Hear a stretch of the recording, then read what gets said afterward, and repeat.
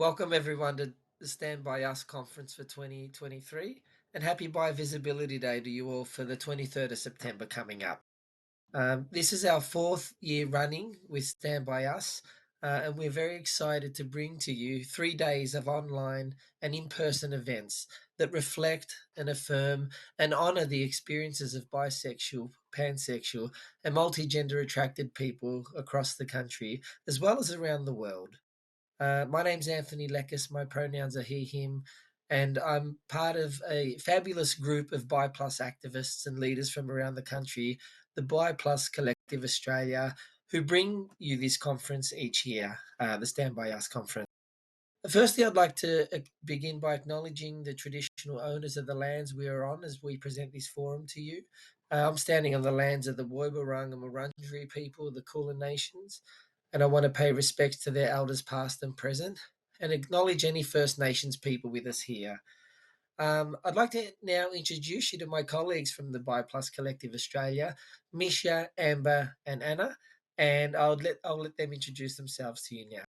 Thank you, Anthony. Hello, everyone.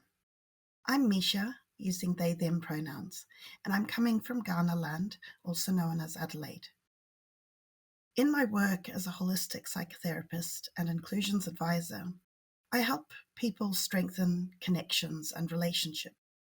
And I help people often through the challenges involved with connecting to oneself and connecting to others. I manage an online community hub called BiPlus SA, which helps BiPlus people and allies connect and locate and learn more about the BiPlus friendly options in the Ghana land region. Stand By Us is an important event of the year because it again expands on that idea of connection and strengthening our relationships with ourselves and with others. Thanks, Anthony, and hello to all of the BICONs joining us this year to celebrate Bi Plus Visibility Day. My name is Amber. I use they, them pronouns, and I'm a very proud transgender queer Bi Plus person. I also organize with the Sydney Bi Plus Network, and we are a volunteer-run grassroots organization dedicated to improving the well-being of Bi Plus people through things like community building, education, and advocacy. I'm so thrilled to be here with you today to celebrate and connect. Thank you, Anthony. And welcome, everyone. I am so excited to be here today with you. 3 years ago, I felt like the only bisexual on this planet. And look at us today. I'm now connected with the whole country and internationally, knowing all of you, making new friends, connections, and feeling like I belong. My name is Anna. My pronouns are she, her, and I'm the author of Bi and Prejudice book, and the co-hosts are from Bi Plus Sydney Social Club. It's a community-led social gatherings for all Bi Plus people in Sydney. I'm coming to you from the forest on the Yago country in northern New South Wales, and I am very excited to be here. Thank you, Misha, Amber, and Anna, for having this discussion with me. And I just wanted to, as we prepare everyone for the forum, I wanted to ask you all some questions. Actually, with diversity and inclusion being on people's consciousness so more strongly now than ever before, is bi activism even that important anymore? Aren't we just now more solidly integrated? Isn't inclusion just something that's expected now? Is there a need for us to do any work in the Bi Plus space? Yes, on one hand, I agree, Anthony. The terminology, inclusion, diversity is definitely out there. People are using the words. There's a degree of familiarity. But as with many things in society, we can often start using terminology and have an idea of things without actually knowing how to be inclusive or what to do when diversity, unexpected diversity, confronts us. When we are familiar, comfortable, and have the skills of connecting with others and not being scared, then certainly, yes, we can feel that we are inclusive. But the wobbly bit and the tricky part for any person, whether it's an individual or within a family, within a small community group, or within organizational culture, is when an individual doesn't have the tools to connect with others because the differences are too big or too scary, then this is the importance of having the events such as Stand By Us and other resources being made available to keep people exposed to the options out there, the how to connect with others, how to have what may feel like a scary conversation today, but in the future, that can be an easy conversation. And again, it comes back to building one's confidence in oneself. That's such a great question, Anthony, and a really beautiful response, Misha. I'd like to just add to that a little bit. I do think that BIPLUS activism and BIPLUS organizing is still incredibly, incredibly important. I think that while more and more people are recognizing that BIPLUS people and all of the diversities that come under BIPLUS, the BIPLUS umbrella, um, we still have quite a ways to go. I think about the stories that I hear from people in community and some of the research that is still out there, which speaks to the high rates of poor mental health outcomes, high rates of domestic family sexual violence, and the disconnection and lack of belonging that a lot of BIPLUS people still feel. And that's not just lack of connection to mainstream communities, but also within LGBTQIA plus communities as well. So I really do think that BIPLUS communities and events such as this one, which are dedicated to um, BIPLUS folks and our beautiful different intersections that we sit within, are absolutely crucial for that belonging, for fostering connection, and to really be able to celebrate the exciting and joyous parts of being BIPLUS as well. I cannot agree more. And I think every time somebody reaches out to me because of the book or the event we had on, we always had this conversation of someone feeling like they cannot be self quite fully. There is always someone who is doing it for the first time, coming to self for the first time. There's always someone who tells me how afraid they are, or how misunderstood, or not understood or validated at all by their family or peers. And then after moving into a more rural area in the countryside of northern New South Wales, I met so many more people with even deeper fear or more bigotry. And I realized we need to continue talking about it. We need to continue bringing light to human diversity more and more and spread it wider as much as possible. And this is why this space, this conference is so important. Yeah, absolutely. Thank you. And it's just so lovely to hear the importance of some of those comments, the activism and the intentions and meaning that are still attached to some of that work.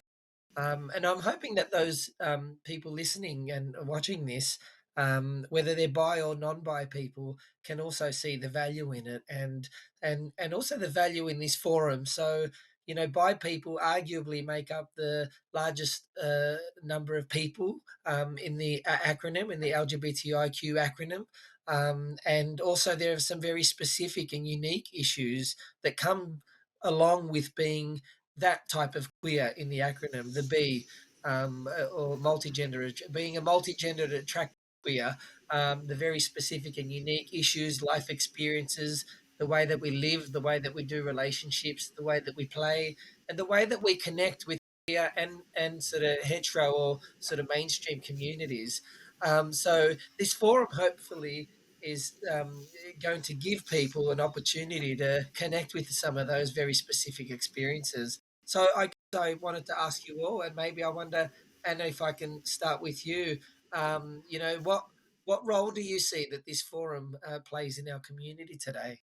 It is such a beautiful place and an opportunity for people to come in and not feel like the only bisexual on the planet like I did. Every year there is someone who's attending it for the first time. Every year there's someone who's coming out for the first time. And every year there's some big breakouts in families, some learning of self, and people find strength and confidence and this feeling of belonging. There's always a story or more than one where something really changes for an individual. Somebody realizes something, and not only by plus people, but allies and our friends, they come in and learn something they didn't know about before. Those little individual changes, they grow, and one person goes to the next and tells them or invites them, and it just continues to grow. And I feel like this community-led opportunity is so important for all of us. We connect, we feel like we belong, and somebody else for the first time, those are my favorite moments, because somebody's feeling like that's their place and that they are great and okay and wonderful, and then the experience are good experiences, and that's the place where it happens every year. I think what I'm most excited for about Stand By Us this year and for the spaces that we create specifically for Bi Plus people is the opportunity to connect and learn from one another. I really value that Stand By Us is a space where we can affirm and celebrate being Bi Plus. I think that sometimes finding those spaces can be challenging. And so bringing that to the forefront is incredibly unique and something that I look forward to every single year. Um, and also, I think it's a really unique space where we get to learn from other people's experiences. There's not one way to be bi plus, and we know that bi plus folks have an extraordinary amount of diversity and lived experience. And so being able to carve out spaces where we can elevate that and listen to those different experiences and hopefully learn from those different experiences is something that I find incredibly, incredibly nourishing and enriching. So I think that's a really great thing that this particular forum has to offer. And I think that, or at least I hope that other people who are joining us throughout the different events feel similarly. I definitely agree with what Amber and Anna presented already. And what I'd add to that is how Stand By Us, how it seems important to me, is not only bringing a space together, but it also allows a chance for people to be connecting and listening and in a space of calm rather than chaos, because often our day-to-days can be so pressured, often overwhelming, and we're often spending our days navigating, whether it's navigating friends and family, navigating our communities, navigating the workplace we're in, just navigating ourselves. And by Stand By Us presenting an event specifically for multigender attraction with a multigender attraction focus, it allows less need to translate information and go, this is directly applicable potentially to me. It also allows allies to be listening in the language of a multigender attracted space. And that is also part of education and exposure, but within a calm and centered space, which that's what I value about Stand By Us. Yes, thank you all. Lots of things to value there about what makes this forum so special. So let's talk about the events then that are on this year. And people can check out the program and the events and registration on the website. Lots of different types of events that we run that we have run over the 3 years, now the fourth year. And there are some events that are ones that have been there from the beginning. And one of those events in particular that I'll talk a little bit later about is the Bi discussion group. And it's just a chance, it's like a support space for plus people to come together and to talk openly and freely in a casual way about their bisexual experiences, whether that's coming out, whether that's experiencing biphobia, or even talking about what their multigender attractedness is like for them. Because we may all sit under the B umbrella, but we can also have there can be a diversity of ways that we express our multigender attraction. There are a few other events that I'll be putting on this year through Northside Counselling. But I want to invite you now to maybe share a little bit about your group and the event that you'll be running for this year.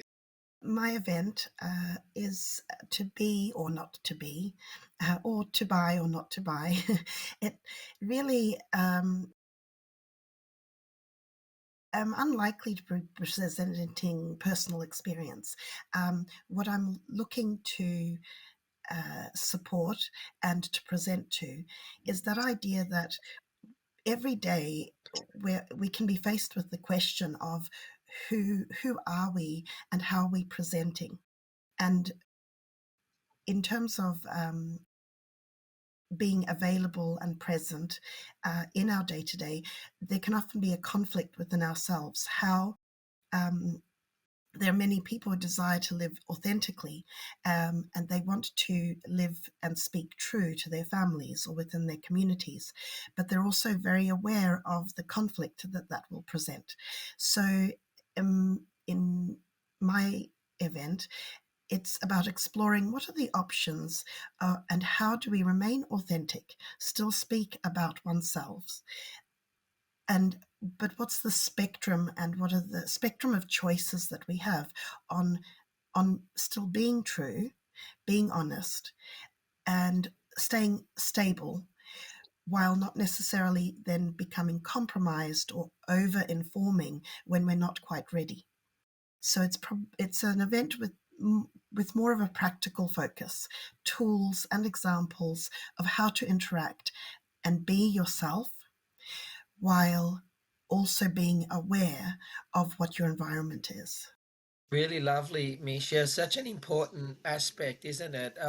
Being Mm, prepared and ready to come out and how yes, out somebody might want to yes, be as a bi plus person. Because by people like I guess any queer person, we can often feel like we're not being fully honest or authentic enough if we're not being right up front with the information about our sexuality or about yes, our lives, rather than this yes. idea that we're managing our privacy. So it is a complex tension for people. Yes, and I will add to that, some of that complexity comes from not just an awareness of gain and this idea of being authentic and wanting to share, but it's the awareness of loss. And that in the moment that something is shared about oneself, and let's say to being bi, being multigender attracted, or simply having the question about that, that is the moment that the very person you can consider a great colleague or a great friend or a loving family member in that moment may cease to be. And it may be for only a short period of disconnect. But if that leads to you feeling alone, that is the very reason people will hold back from actually moving forward. And anyone who has experienced a feeling of being stuck for any reason, not being able to move ahead, that has great impact on our overall lives. And that feeling of, again, connection with oneself and connection with others. And as Amber referred to earlier, the reference to mental health statistics, and this is one of our commonalities. Feeling alone and being alone, if not by choice, is a heavy burden, plays a heavy part to play in our sense of being and life. So this workshop actually hopes to provide tools and some practical steps forward, because across the conference there's a lot of shared experience and a lot of revelations. And I tend to work in the space of practical application and present day. What can we do today to shift and make that little difference for tomorrow? I can talk a little bit about a couple of the events that Sydney Bi Plus Network are putting on this year. The first event is our annual event called Bylines, which is all focused on story sharing. So this year, I'm really, really pumped about our theme. It is all about bi plus love and the different forms of love that exist for bi plus people, whether that's community love, love for partners, love for chosen family, love for community, all sorts. We're opening it all up. As one of our organizers put it so brilliantly, it's the multiverse of love. So that's what we're exploring this year. in Bylines, which I'm so excited about. So we'll hear from a selection of people with different lived experience. They're coming to share their stories. Um, and then we'll do a panel discussion about love and what that means for each of them and for bi plus or multi-gender attracted folks. And we'll also have an activation. So we always do some sort of activity around the theme as well to get people connected and talking to one another and sharing ideas. So that's Bylines, and then we're also running a collaborative event with the Bi Plus Social Club and Bi Plus Visibility Day, and that'll be a really sweet Bi Plus picnic. So we'll get to come together, share some food, have a bit of fun, and I'm sure Anna will want to chat a little bit about that as well.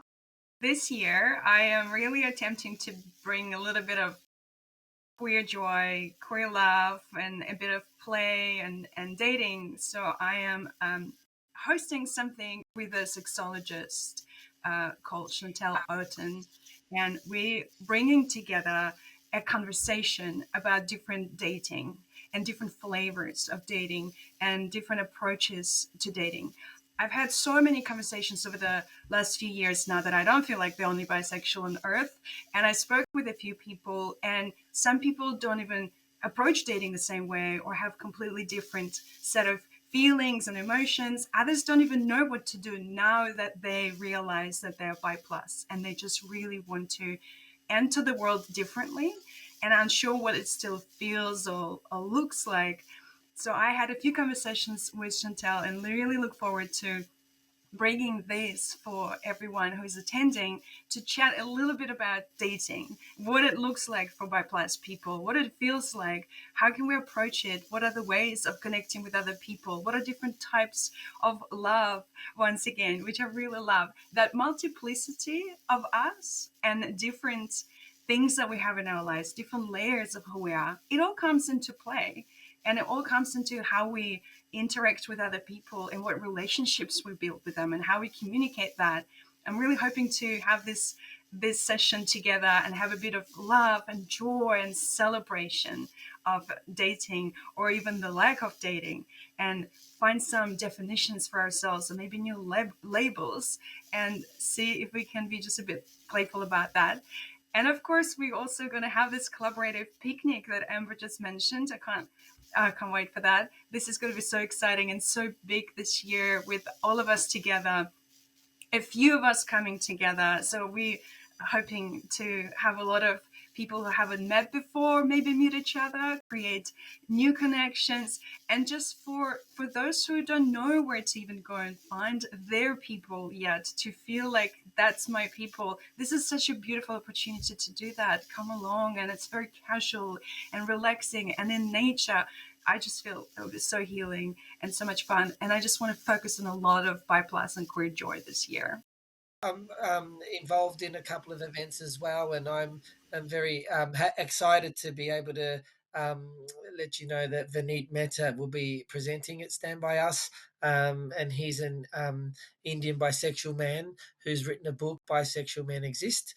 And he's going to be talking a little bit about his book, as well as sharing some personal stories about his lived experience of being a bi plus person of color, man of color, and some of the amazing things about that, and also some of the challenges. So hopefully his personal story, as well as some of the thinking and ideas he has shared in his book, is going to be able to reach into the hearts of you all who are attending that event.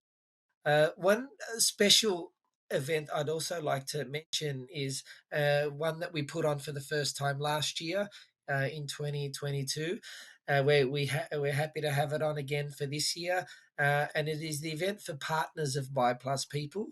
And this is a space for non bi people who are dating or in relationships with or in love with a partner who identifies as bi plus or multi-gender attracted. And it's not a space where they come and talk about, oh, how hard it is to be with the bi person, but it is really a place to talk about some of the shared anxieties that come along with monosexual people who actually may also have been um, who may have adopted some of the misconceptions about bisexuality, the way that we all have, that bi people are promiscuous and that they only want to do non monogamy, that they are going to change their mind one day and not want to be with you, but with the other gender. And so this is a support space for non bi people who are in relationships with bi people to come and talk about some of those worries and anxieties with other people in similar situations, because it can be hard to find a trusting, safe, and informed uh, space where their relationship is looked after, and that other people don't actually join you in being biphobic actually towards someone that you love. So we're really excited about that event, and also another regular feature on the Stand By Us schedule is the Bi and Poly discussion group, and I really look forward to that one every year.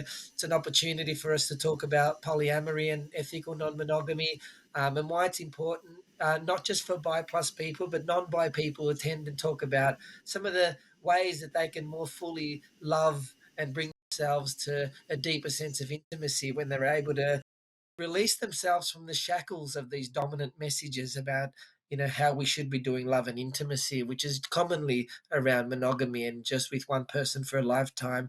And this sort of freedom and opening up of hearts and minds and ethics and values and ideas, to deepen connections and to I guess some people call it radical love.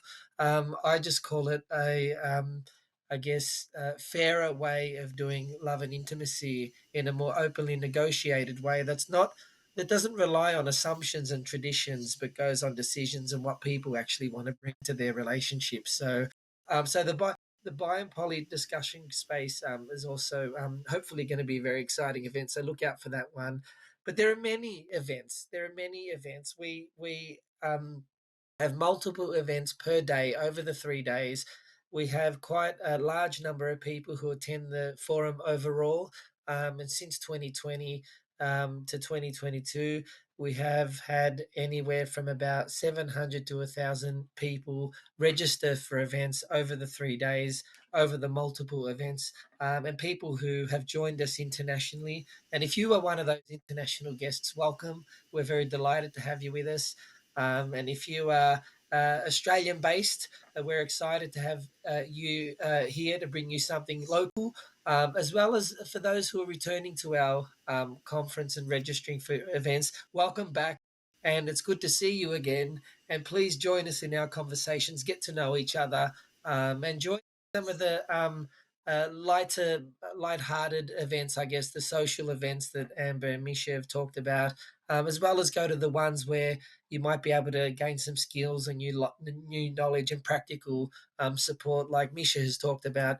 The cocktail social event on the Saturday night, I think, is always a good way to loosen up and get to know people, other bi people and non-bi people.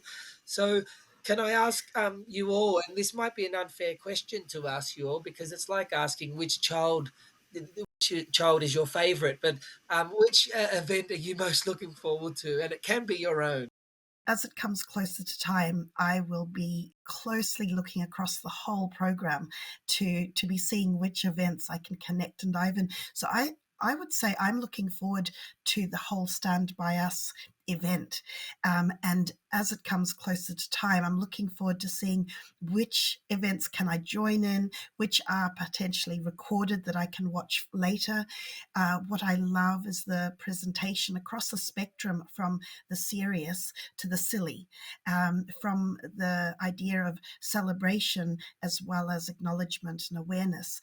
And in this time when people are stepping into more trauma-informed spaces as well as neuro-affirming spaces, coming in with different lenses every year, it actually means that even in going to an event that might be a repeat or information that might be presented again, every individual has a chance to be hearing and seeing it in a different way, simply because their education, their experiences over the course of the year are different. So I'm looking forward to Stand By Us, and I'm looking forward to each of the individual items. And my excitement, I know, will increase once I move beyond the preparations of my own event. Look, I can't choose just one, which being bisexual, that is probably not a surprise to anyone.